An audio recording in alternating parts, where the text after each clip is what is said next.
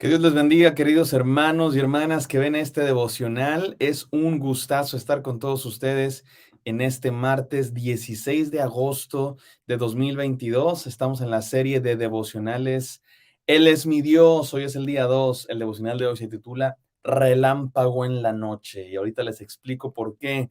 Estamos hablando del profeta Elías. De eso se trata esta serie de devocionales y por eso se llama Él es mi Dios, porque el nombre de Elías significa Él es mi Dios. El nombre de Elías tiene tres partes.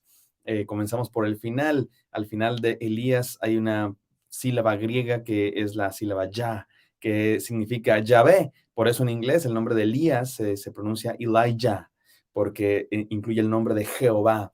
Y al principio del nombre Elías tenemos la sílaba El, que en el hebreo significa Dios. Es una abreviación del nombre genérico de Dios, como en español Dios refiere a el Dios verdadero, pero también con D minúscula puede referir a deidades diversas. Así en el hebreo también Elohim es esa palabra que significa Dios. Y, y después en medio tenemos la letra I, que significa, es la letra del verbo ser y estar. Entonces tenemos el y as, que significa Dios es Jehová. Así es que podríamos decir que el nombre de Elías significa Jehová es mi Dios o Jehová es Dios. Y bueno, es un hermoso nombre que quisiera que todos nos apropiáramos y dijéramos, Él es mi Dios, Jehová es mi Dios, no tengo ningún otro Dios. Y eso se trata de esta serie de devocionales que estamos estudiando, la vida del profeta Elías. Y el día de hoy, el devocional se llama Relámpago en la noche, porque así es la vida del profeta Elías, es como un relámpago en la noche, en la oscuridad de un momento de crisis en el pueblo de Israel, un momento donde había mucho pecado, había mucha gente en el pueblo de Israel que se habían olvidado de Dios. Elías llega como una luz, pero no como una luz tenue, sino como un relámpago a proclamar la palabra de Dios en contra de la idolatría, porque muchos se habían ido tras los dioses paganos y Elías va a ser ese profeta de Dios que cae en la oscuridad de la noche para llamar al pueblo a hacer de Dios nuestro Dios. Él es nuestro Dios. Vamos a ir a la palabra de Dios. Entonces, en Primero de Reyes 17:1, no sin antes orar. Gracias, Señor, por esta serie nueva de devocionales. Háblanos, te lo pedimos a cada corazón, Señor, que tu palabra llegue en el santo nombre de Cristo Jesús. Amén. Amén, mis amados hermanos.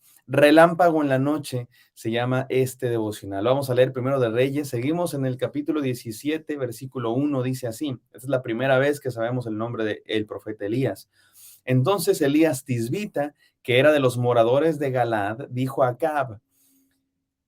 Voy a explicar esto. Ya hablamos ayer de que Tisbita significa que viene de Tisbe, un lugar inhóspito del que nadie se sabe nada. No es un lugar, no es una gran ciudad cosmopolita, es un pueblucho de gente humilde, de gente ruda, de gente desconocida, de los moradores de Galaad. Y dice que Elías Tisbita, de aquella región inesperada, de aquella región inhóspita, de aquella región, digamos que del bajo mundo, incluso si ustedes quieren vulgar, no sé, como si el día de hoy dijéramos, y entonces Elías de Tepito o Elías de Plateros, dice mi mamá, ayer me decía mi mamá que ya es de Plateros, podríamos decir, ¿no? Como le dijeron a Jesús, de Plateros puede salir algo bueno, de Tlaxcala puede salir algo bueno, de Tepito puede salir algo bueno, de Tisbe puede salir algo bueno, y de ahí Dios llamó al profeta Elías, porque a Dios no le importan nuestras categorías de lo que es bueno y de lo que es, digamos, nice y de lo que no es nice, de lo que es de buena calidad.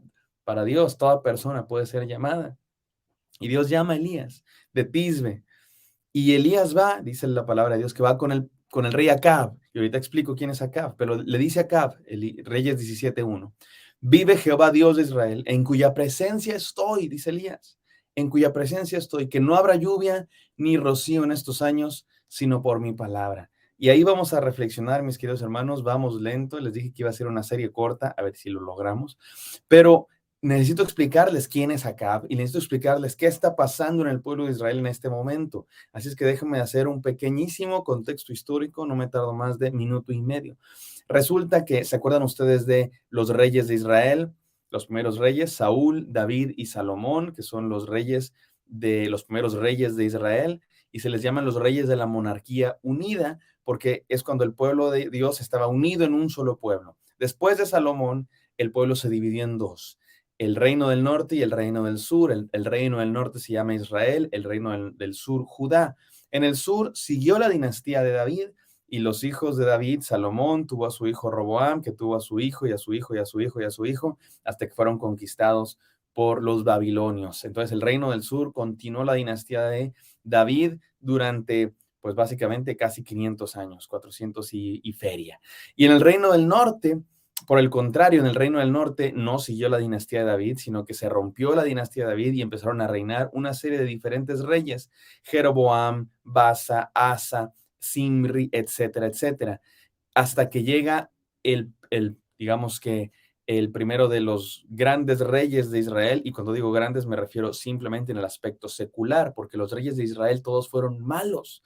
Los reyes del reino del norte todos fueron malos, se apartaron de Dios. El primero de ellos fue Jeroboam, que dice que construyó un becerro de oro, como había ocurrido ya saliendo de Egipto, ¿se acuerdan? E incitó al pueblo de Dios a la idolatría. Y todos los reyes de Israel fueron malos. Y después de Jeroboam venían reyes malvados que eliminaban al rey anterior y mataban a toda su familia para que las dinastías no continuaran, y el reino del norte era un caos, hasta que llegó Omri, que fue el que trajo estabilidad al reino del norte, fundó una ciudad que se convirtió en la capital de Samaria, y Omri en la historia secular es conocido como un gran rey del pueblo de Israel. Reinó muchos años, trajo estabilidad, poder político, conquistó muchas zonas, pero en la Biblia se le conoce como un rey malvado, no solo como un rey malvado, sino como el más malvado de todos hasta ese momento, porque no solo incitó al pueblo a la idolatría, como los anteriores, que habían hecho altares, becerros de oro, pero digamos que era una idolatría dentro de la fe a Dios. Dentro de la fe a Dios, estos hombres, estos reyes malos decían: vamos a adorar a este becerro de oro, vamos a adorar, digamos que vamos a adorar, a tener nuestra misma fe en Dios, pero de una manera, pues, tergiversada. El problema de Omri es que no solamente incitó al pueblo a una adoración tergiversada de Dios, de Yahvé, del Dios verdadero, adorando imágenes, adorando becerros de oro, sino que incitó al pueblo de Dios a adorar otros dioses, adorar las religiones de otros pueblos. Y Omri hizo pactos con los fenicios, hizo pactos con otros reyes, y de hecho casó a su hijo, Acab, casó a su hijo con una princesa fenicia que ustedes van a conocer, que se convierte en la reina Jezabel. Y entonces fueron estos reyes, Omri y Acab, su hijo, los que introdujeron en el pueblo de Israel la adoración pagana a los Baales y a Cera y a Astarte. Y esto dice la Biblia que fue terrible para el pueblo de Israel. Entonces estamos ante una época, recuerden, estamos en el reino del norte, nos olvidamos un poco del reino del sur. En el reino del norte, Omri es el que trajo estabilidad, funda la capital, pero también trae idolatría. Y su hijo Acab, una vez que muere su padre, ahora es el rey, está casado con una reina fenicia que es adoradora de los Baales y que se ha propuesto en su corazón eliminar el culto al Dios verdadero, a Yahvé, a Jehová, y está persiguiendo a los sacerdotes de Dios. Y es entonces cuando aparece en escena Elías. Por eso digo que Elías aparece en escena como un rayo, como un relámpago en la noche, en un momento en que el pueblo está adorando ídolos, en un momento en el que el pueblo se está olvidando de la adoración a Dios. La adoración al Dios verdadero se ve como obsoleta, se ve como cosa del pasado. Lo que está de moda hoy es adorar a los Baales. Y los Baales, la religión de los Baales, la religión a Acera y Astarte, todos estos dioses están emparentados en la mitología fenicia. Tienen un culto sumamente violento y erótico. Se sacrificaban, para adorar a estos dioses, se sacrificaban niños, especialmente a los hombres primogénitos. Se sacrificaban en adoración a los dioses. Se mataban niños, se mataban personas en adoración a los dioses para que bendijera la tierra. Y sus cultos eran cultos agrícolas para bendición de la tierra, y para ellos había cultos y, digamos, muy, muy eróticos, muy sensuales. No quiero ser más explícito por si hay mentes jóvenes escuchándonos, pero había prostitutas sagradas y había cultos donde se hacían cosas terribles en adoración a estos dioses, en símbolo de la fecundación de la tierra y de la producción de la tierra. Eran cultos sumamente violentos, sangrientos y eróticos. Y entonces todo el pueblo estaba embelesado con eso. Se parece a nuestra cultura, mis queridos hermanos, se parece a nuestro tiempo, donde en nuestros días hay nuevas ideologías que están de moda Y la adoración al Dios verdadero se ve como algo obsoleto, donde nuestro mundo el día de hoy se adoran a estos mismos dioses, al Dios de la materia. Esos eran los Baales, eran dioses de la producción material, de la comida, de la bebida, de la riqueza y de la sensualidad. ¿No se parece mucho a nuestros días? Nuestros días, los dioses del día de hoy son el dinero, la materia, el tener y la sensualidad. Basta con ver películas, basta con prender la tele, basta con salir a la calle, ver puestos de revistas espectaculares para darnos cuenta cuáles son los dioses de nuestro momento, el dinero y la sensualidad mal llevada. Y en este momento llega Elías como un relámpago en la noche más oscura de pecado, en la noche más oscura de alejamiento de Dios, del pueblo de Israel. Dios escoge a un hombre de un lugar inesperado, del vulgo, como ustedes y yo. Dios lo llama para que sea una voz en el desierto, para que sea un relámpago en la noche, que, nos, que, no, se, que no se achique, sino que diga la verdad. Y este es Elías, y esto es lo que vamos a estar viendo los próximos días. Pero déjenme decir tres cosas de lo que significa ser un relámpago en la noche, de lo que significa decir, Él es mi Dios. Número uno, tener un solo Dios, como Elías, que tenía un solo Dios. Eso significa su nombre.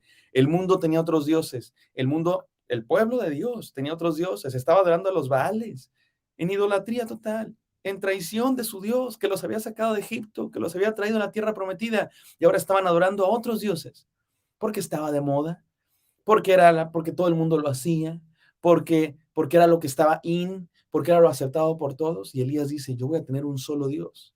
Y eso significa su nombre. Él es mi Dios, Jehová es mi Dios, y Él es mi único Dios, no los Baales, no Baal, no Astoret, no Acera. Dios es mi Dios. Y aunque el mundo adore a otros, yo voy a quedarme con un solo Dios.